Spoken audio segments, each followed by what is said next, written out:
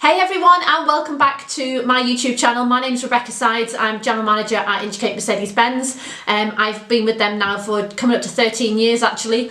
Oh my gosh. And I've been doing a YouTube channel recently. I always talk about cars, but more recently I've been talking about my tips and tricks that I've learned in the sales industry.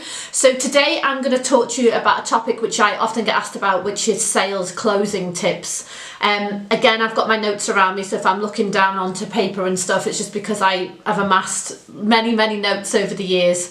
I'm not going to talk to you today about things like assumptive closes and things which are like actual closing training paradigms which people teach you. Yes, there are very many books out there about closing techniques which use like an assumptive close or a trial close, lots of different things. What I'm talking about is more upon like hard actual facts of closing when you're involved in a sale. Okay, so I mentioned it in my previous video and I'm going to say it again.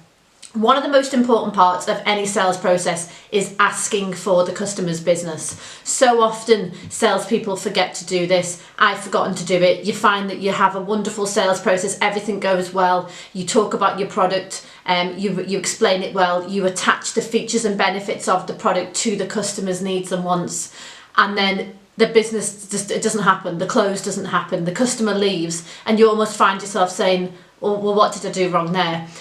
So the biggest, most important thing is to remember to ask for the customer's business. There's lots of many ways in doing this, but let me just, I suppose, take you back to the beginning.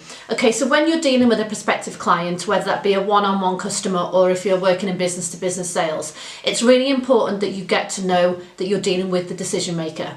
So it can be, you can, a lot of people, I used to do prospecting calls where you're doing business to business and you'll get an appointment and then you'll spend an amount of time presenting your product, and then at the end you'll realise that that person wasn't even the person who's going to be making the decision. So it's always really important that you make sure that you qualify the person that you're speaking with to make sure that they are the decision maker and that they can make the decision if need be to go ahead or not with this product. So number one, always make sure you ask for the business, and number two, always make sure that you're speaking to the right person who can make that decision.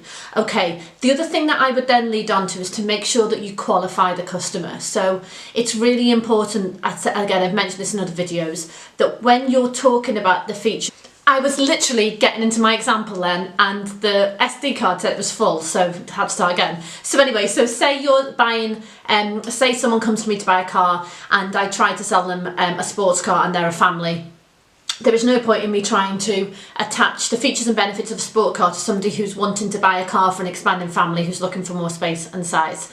That may not be the most relevant example for everybody, but what I'm trying to say is that the features and benefits of your product or service have to match the customer's needs. If they don't, then that's really going to help you struggle at the close, because at the close, when the customer starts to say objections to you about why they don't want to go ahead with the sale, this is where you can turn around and say, okay, but did we agree that this was the right thing because of this? And did we agree that this was the right thing because of this? And that then you're reassuring them as you're going through the process. So it's really important that you go through those. Leading on from that, I suppose, is something which is quite similar, but it's really important that when you're pitching your product or your service, you don't just talk about your, that's my dog, you don't just talk, she needs to be quiet, you don't just talk about your product or service, but you talk about the solution as well. So it's really important when you're looking at a product that you, what am I going to do with this dog? It's really important. It's really important that I'm going to have to go and check on her, I think. I'll be back. We try again. How many times? So yeah, it's really important that you pitch the solution to the customer and not just the product. So as I spoke in previous videos, the reason why people buy something is because they fall in love with it or because it solves a problem for them. So you need to be solution orientated when you're talking about your product, and you need to explain to the customer about how the product will help ease the problems that they're facing, which is why they came in to buy in the first place. If it's something like a luxury item whereby the customer, I don't know, clothes, etc., again, that's when then it may fall into the other category of they've fallen in love with it. So that, of course, is about, you know, explaining to the customer how it makes them feel, and really appealing to their emotional side, their senses side, rather than appealing to the logical side of the solution orientated. You may find in a lot of sales closing when you've been in to buy something that people try to almost like pull things away from you.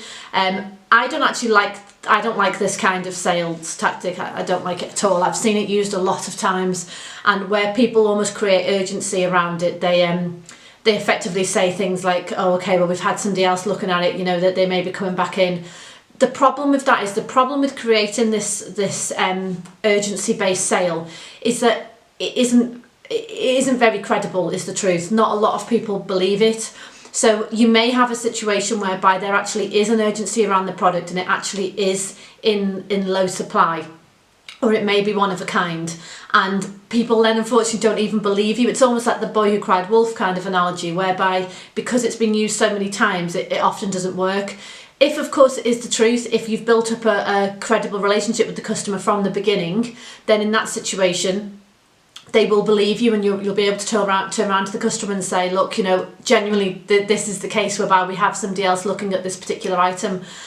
So if you want to proceed with the sale, then please leave a deposit, etc., etc.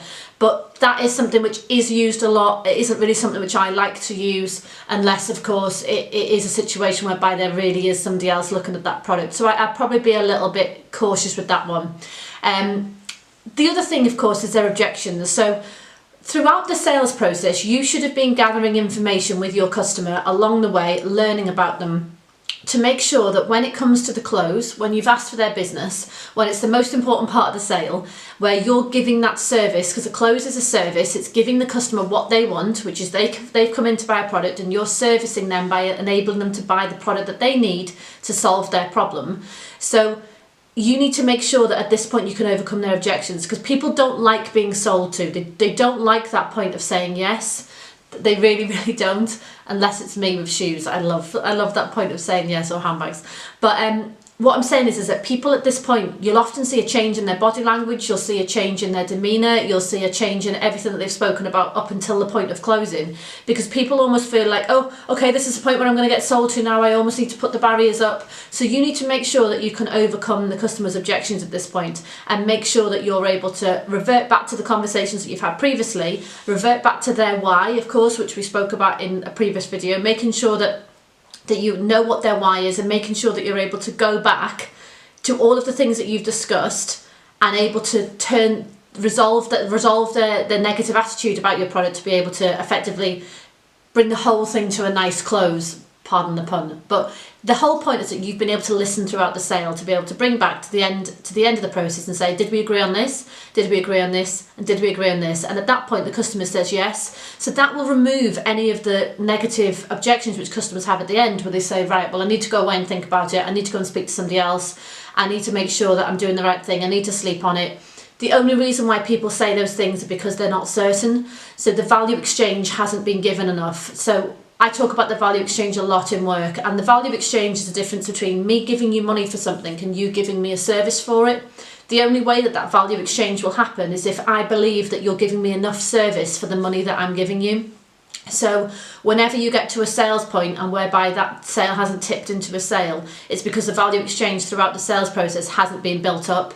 You can't just go into a sales process at the very, very end. It won't work. You can't just go in straight away with the close. You have to have done everything before it, which is building rapport with the customer, making sure that you understand them, making sure that there's trust, making sure that you've been honest, making sure the features and benefits of your product you've applied to their needs, making sure that you're speaking to the decision maker. If you've done all of those things, then by the end of the process, that customer then will not be able to have any objections at the end which are valid, because you will have covered them all in the process. This is a very loose video around sales closing techniques. My dog is starting again. She is absolute trouble today. But if you'd like to have any more information about anything that I've discussed today in the video, then please drop me an email. I'll link my email below. I really do love talking about sales. I could do it forever, but what I'm trying to do is to just bring on some different parts of each part of the sales process in the videos, just so I can give you a few hints and tips. So I hope this has been really helpful for you. Please make sure that you like and comment below. Make sure you turn on the notification bell wherever it may be. I think it's up here because it's mirrored up here. Make sure you turn on the notification bell so you'll be notified whenever I upload a new video. Everyone stay safe. I hope everyone's doing well, and I'll speak to you soon. Take care now. Bye bye.